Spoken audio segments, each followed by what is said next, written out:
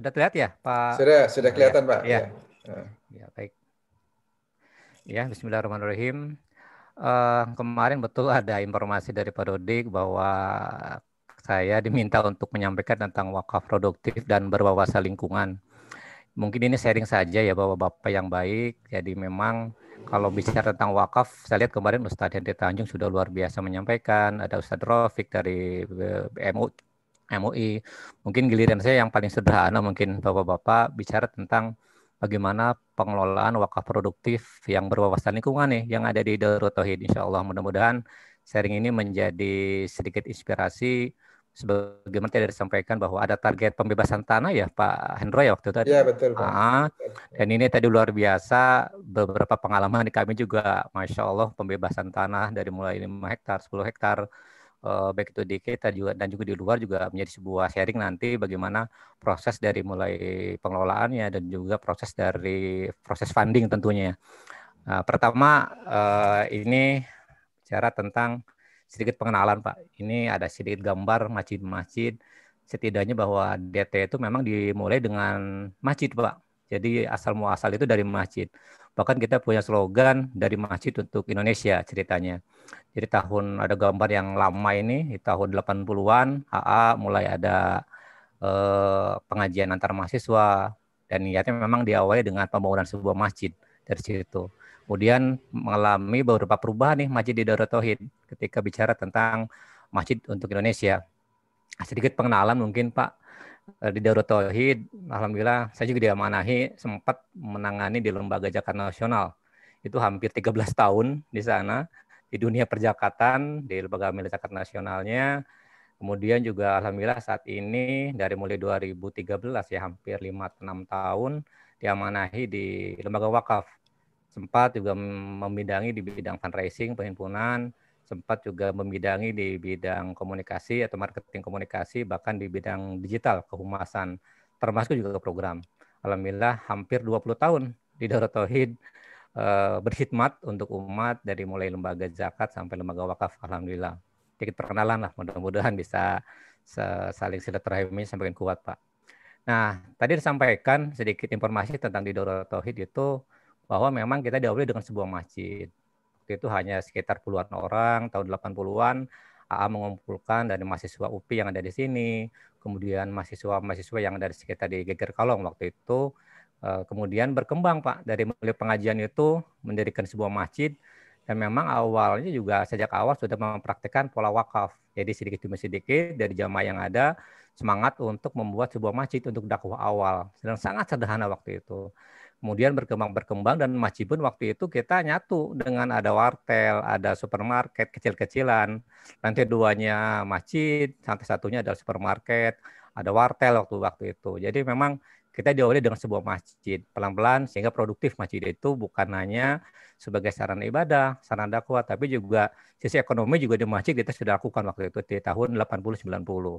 Alhamdulillah perkembangannya juga semakin pesat, kepercayaan dari jamaah dan juga dengan izin Allah, akhirnya kita berkembang dari masjid itu, dari mulai bidang pendidikan dan sosialnya, namanya kita ada Yayasan Darut Tauhid. Di situ ada beberapa grupnya di situ. Kemudian di sisi ekonomi kita ada koperasi pondok pesantren, di situ pun ada beberapa usaha yang kita kelola dari mulai BMT, dari mulai penginapan atau hotel, dari mulai supermarket, dan sebagainya juga di situ. Kemudian juga ada dari sisi bisnis komersial. Jadi di DT itu ada 3 holding besar. Pertama yayasan, itu hampir sama dengan yayasan yang lain di bidang dakwah dan pendidikan, juga sosial. Kemudian ada holding koperasi pondok pesantren. Itu terutama core-nya ada di sisi ekonomi umat. Kemudian juga ada di sisi bisnis murni, bisnis komersial, namanya MQ Group.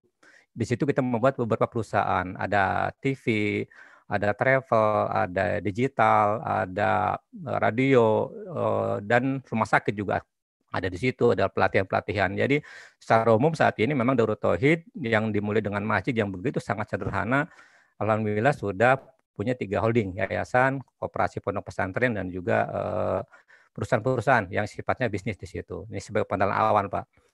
Nah, berikutnya tentang wakaf produktif, Pak. Jadi memang saya terinspirasi kurang lebih 5 tahun yang lalu ya. dari waktu itu Pak Junaidi sebagai Direktur Eksekutifnya BWI, bahwa memang wakaf produktif adalah bisnis. Bahkan saat ini juga Panu kemarin waktu sambutan di SKKNI, memang wakaf produktif itu adalah bisnis. Jadi sisi bisnis memang menjadi bagian tentang wakaf produktif, karena di situ ada sisi pengelolaan dan pengembangan, beda dengan zakat dan sedekah. Tapi kalau wakaf produktif atau wakaf uang yang sering dikenal juga memang harus digolangkan, sehingga bisa memberikan sebuah nilai, terutama sisi ekonomi Pak di situ. Ini sebagai pengenalan awal. Nah, ini sebagai dasarnya Pak, kenapa wakaf produktif juga menjadi sebuah dorongan yang kuat, terutama dari BWI, bahwa wakaf yang ada jangan sampai hanya wakaf yang sifatnya sosial, tapi bagaimana sejatinya wakaf itu bisa menghasilkan dan bisa memberikan untuk masyarakat dari beberapa sisi ya. Ini salah satu contoh dalil bagaimana wakaf produktif itu dilakukan sejak zaman, terutama di zaman Umar ya. Bagaimana beliau seperti yang sering dikenal bahwa beliau punya tanah di Khaybar, kemudian bertanya ke Rasulullah apa yang dilakukan dengan harta tersebut. Makanya Rasulullah menjawab, jika kamu mau, kamu tahan pokoknya, artinya tahan si kebunnya itu, tapi dari hasil kebun itu kamu sedekahkan, itu kepentingan untuk kesejahteraan. Ini prinsip dalil yang sering disampaikan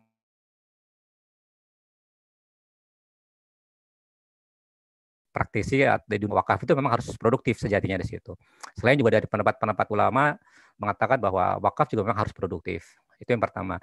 Yang kedua, memang kalau prinsip wakaf kita sama-sama tahu bahwa prinsip wakaf itu adalah dua. Tadi istilahnya ada dalilnya adalah tahan asalnya atau pokoknya, kemudian hasilkan sedekahnya. Jadi ketika pokoknya itu kita gulirkan menjadi program-program yang produktif, tetap harus bertahan di pokoknya, tidak boleh berkurang. Kemudian dari pengelolaan pokoknya itu juga akan menghasilkan pastinya, dan itu akan digunakan untuk distribusi, yaitu untuk mauquf alaih kalau di dunia perwakafan.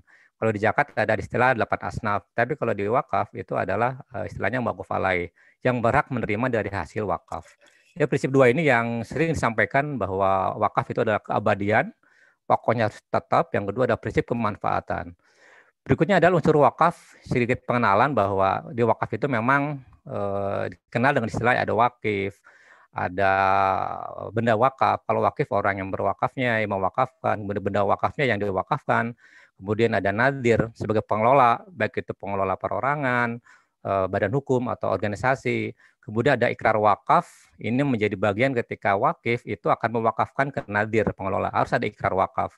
Baik ikrarnya ke lembaganya ataupun nanti kalau mau sertifikat itu dengan AIW, ada di KUA di situ. Dan yang terpenting ada tadi adanya mauquf alaih. Siapa yang akan menerima dari hasil pengelolaan wakaf. Nah, ini mungkin unsur-unsur yang mungkin dikenal dalam dunia perwakafan. Ada wakif, ada benda wakaf, ada nadir, ada ikrar wakaf, dan ada mauquf alaih. Nah, kalau secara undang-undang, terutama di nadir ya, itu baik itu perorangan tadi, organisasi atau badan hukum, setidaknya di Undang-Undang Pasal 11 itu ada 5 petugas pokok nadir. Beda dengan zakat, dengan sedekah. Kalau di wakaf itu benar-benar luar biasa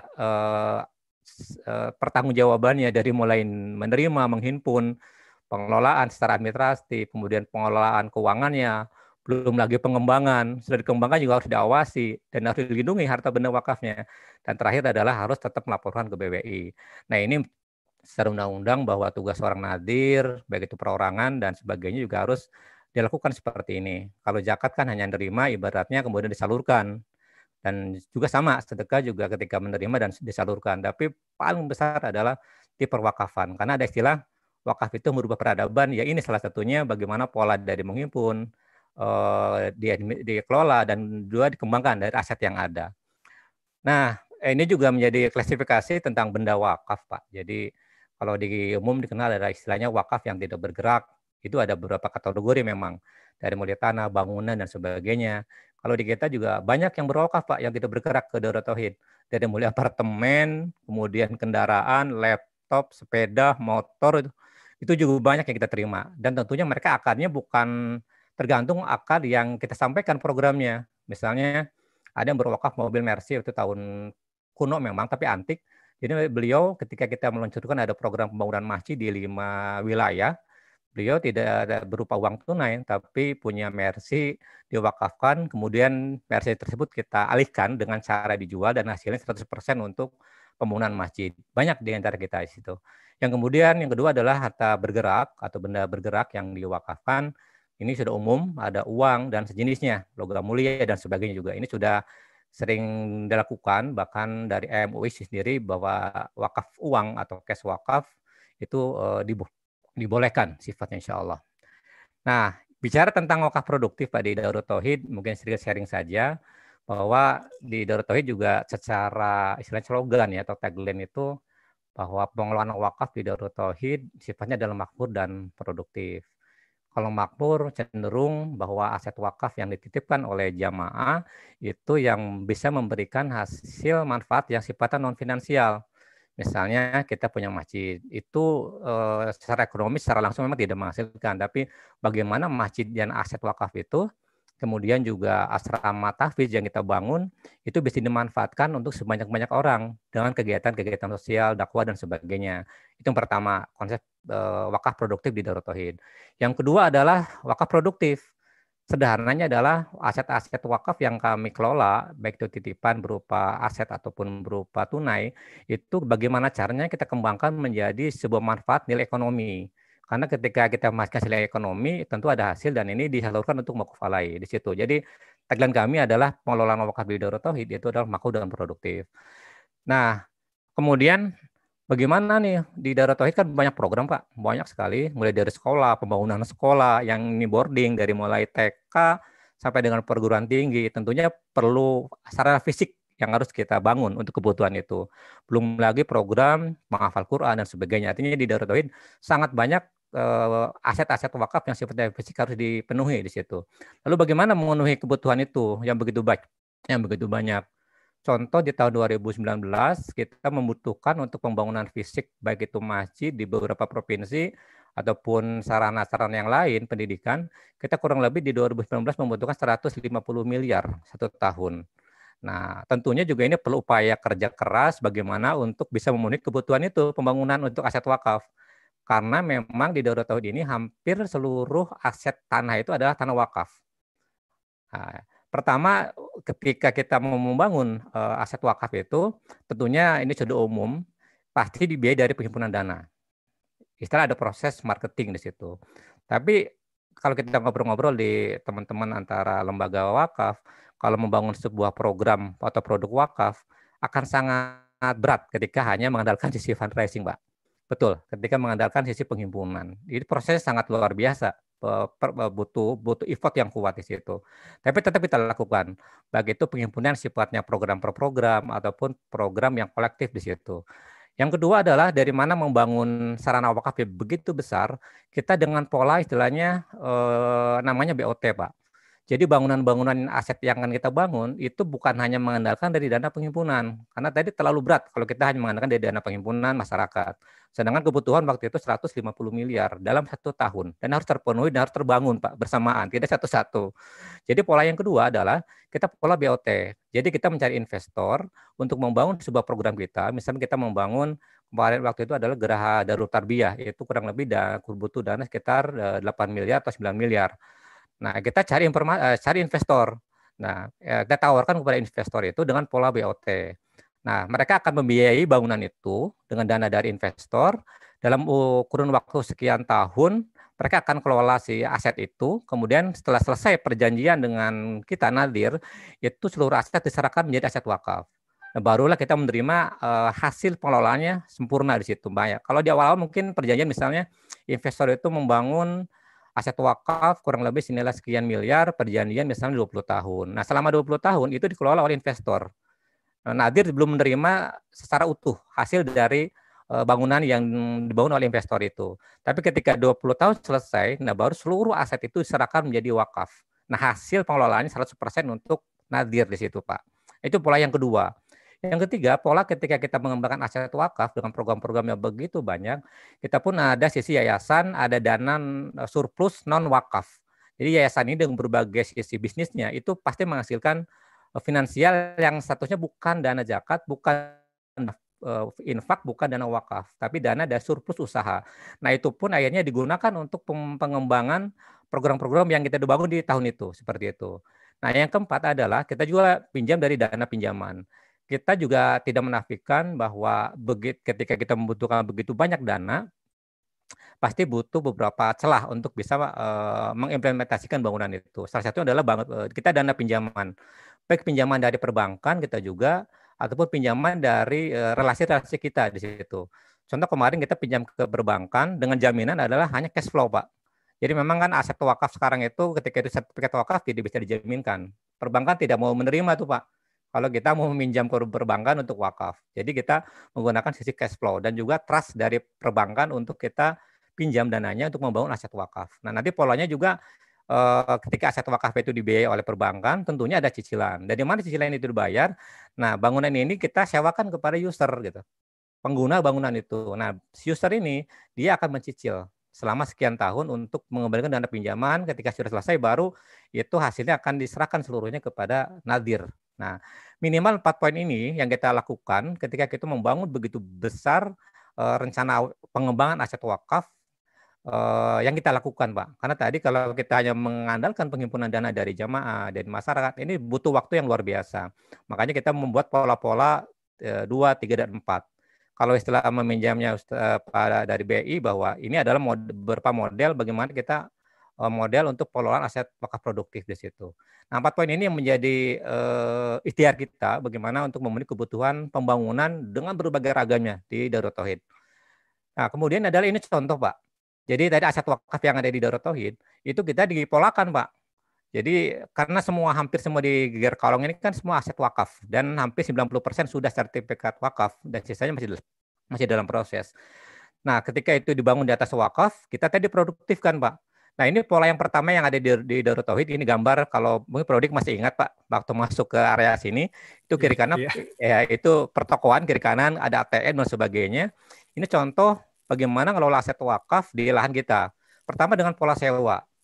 Pertama kita ada ATM, Pak. Jadi ATM itu kita bangun dari dana wakaf, kemudian kita tawarkan proposal ATM itu ke perbankan untuk mereka menempati ATM yang sudah kita bangun dari wakaf. Alhamdulillah mereka sangat banyak karena di sini memang basisnya adalah mahasiswa yang mereka juga membutuhkan ATM biasanya.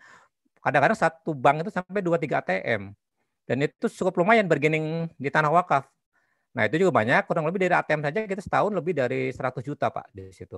Kemudian juga kita bangun dari aset wakaf juga berupa kios-kios satu pertokoan. Nah, ini kiri kanan itu pertokoan, Pak. Kemudian juga ada operator provider. Jadi kita ada beberapa bangunan yang memang itu ada 3 lantai, 4 lantai, dan di atasnya itu cocok untuk para operator untuk memasang receiver ya di situ. Kita sewakan juga di situ, Pak. Kita tawarkan ke Telkomsel, kita tawarkan ke XL bahwa titik poin di Darut Tauhid ini bagus untuk sinyal operator. Kita tawarkan, Pak, proposal. Jadi kita ada titik bagus nih untuk operator. Kita tawarkan ke mereka. Dan alhamdulillah yang kita pas sekarang ada tuh di lantai 5 itu ada dari Telkomsel, XL, ada Indosat dan dari satu lagi. Itu kita sewakan, Pak. Jadi lahan-lahan sekecil apapun kita manfaatkan sehingga itu bisa bernilai ekonomi di situ. Dan sampai sekarang masih terus berlanjut karena memang tadi titik sinyalnya bagus untuk sebuah operator di situ. Kemudian juga kita ada lapangan futsal yang selain digunakan untuk kebutuhan internal, juga kita sewakan lapangan futsal ini. Kemudian ada gedung pertemuan, jadi kita ada gedung pertemuan yang dibangun dari di atas tanah wakaf dan dari dana wakaf, itu bangunan-bangunan sifatnya untuk pernikahan, untuk seminar-seminar. Kita juga sewakan di situ, Pak. Kemudian ada kantor MKFM. Jadi kita ada radio MKFM, meskipun internal itu adalah di orang internal Darut Tauhid, tetap mereka dikenakan sewa, Pak. Jadi jangan sampai meskipun kalangan internal itu tidak dikenakan sewa, karena tadi prinsipnya adalah dibangun di atas tanah wakaf. Jadi siapapun menggunakan aset wakaf internal ataupun internal itu kita kena harga sewa di situ sebagai bentuk wakaf produktif untuk optimalisasi. Kemudian ada kantor perkantoran. Jadi kita ada beberapa perusahaan, baik itu internal ataupun CV yang dari luar, mereka hanya menyewa hanya ukuran berapa kali berapa untuk kantor virtual biasanya. Itu juga menjadi bagian yang kita sewakan ke mereka untuk hasil optimalisasi wakaf. Itu yang pertama pola di kita, Pak, untuk bagaimana pengguna aset wakaf di Darut Tauhid. Kedua adalah kerjasama profit sharing, Pak, atau bagi hasil atau kontribusi.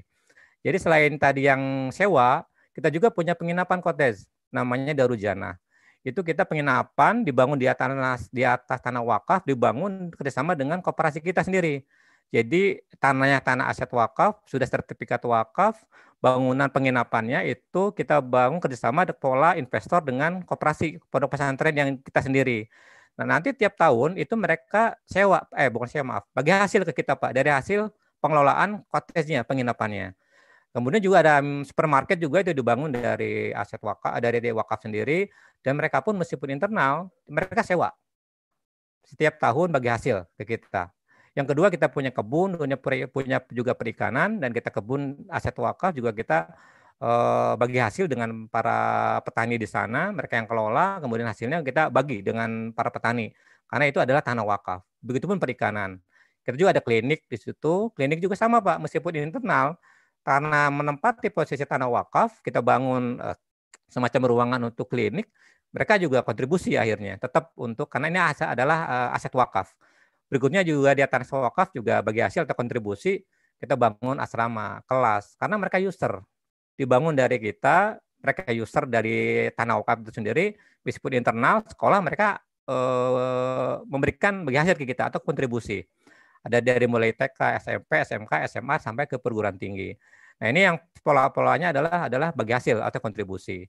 Yang ketiga adalah kita juga outsourcing Pak. Jadi di Darut Tauhid juga aset wakaf ini tadi hampir 90% sudah sertifikat wakaf.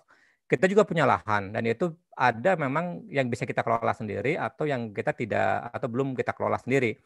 Misalnya adalah parkir. Parkir kita kelola dengan kerjasama waktu itu dengan apa ya lupa, salah satu operator perparkiran yang suka lihat di mall-mall Pak.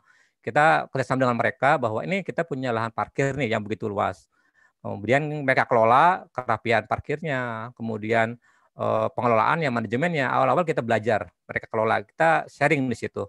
Berapa bagi hasilnya dengan pengelola kita keluar. Sambil 2 tahun kemudian kita sudah dapat manajemennya, kita buat sendiri perusahaan, dan kita akhirnya ngelola sendiri sekarang. Hampir 2-3 tahun kita belajar dari luar. Kemudian juga kerjasama outsourcing pengelolaan sampah, kebersihan, dan taman. Jadi kita ada taman-taman, itu pun menjadi bagian dari wakaf produktif yang kita outsourcingkan dengan pihak luar itu. Kemudian dari sisi kita ada buat Pak di DT itu di atas itu ada di loteng apa di atap itu kita pasang beberapa media untuk digunakan bisa sisi advertising.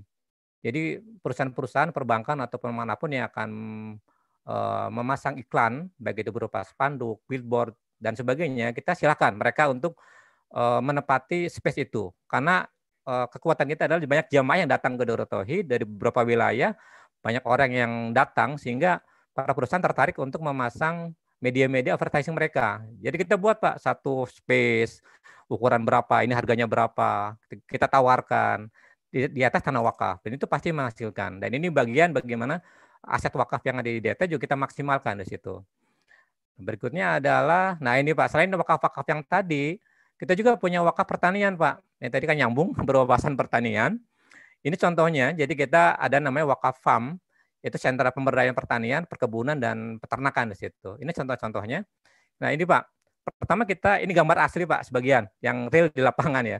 Kita punya aset di Cisarua, di Bandung. Itu kita gunakan untuk wakaf produktif berupa pertanian dan peternakan. Di situ ada ternak ayam, ada ternak kambing, sayuran, karena daerah Bandung saya daerah sayuran.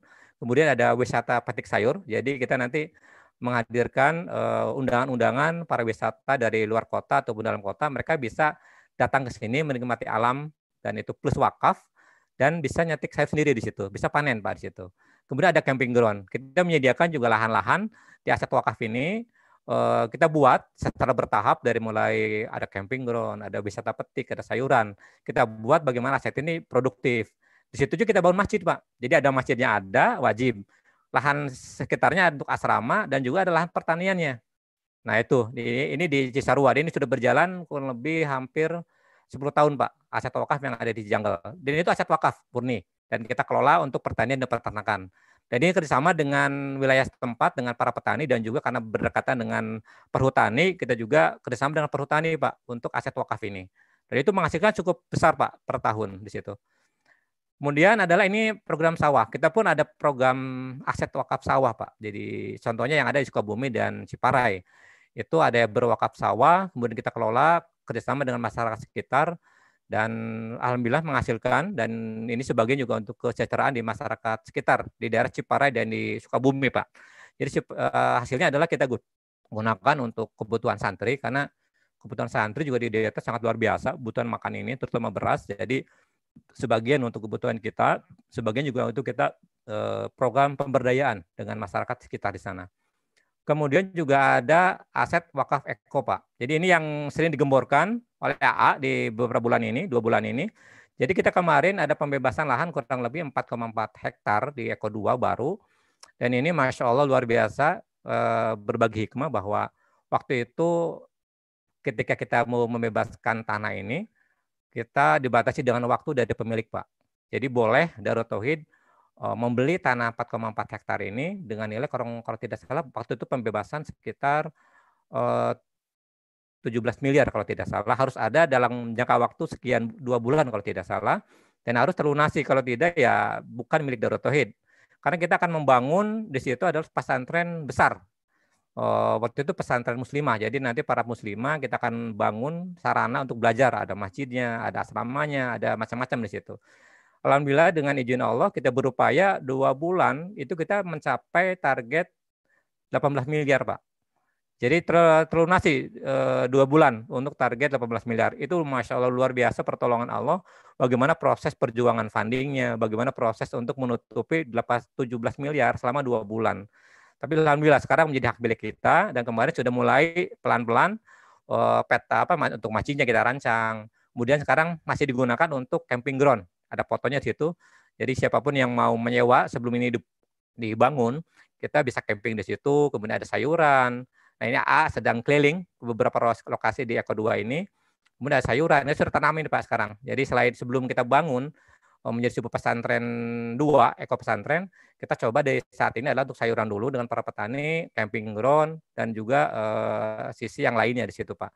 Ini Mbak sekarang masih berjalan sekarang. Alhamdulillah untuk Eko 2 seperti itu, Pak. Kemudian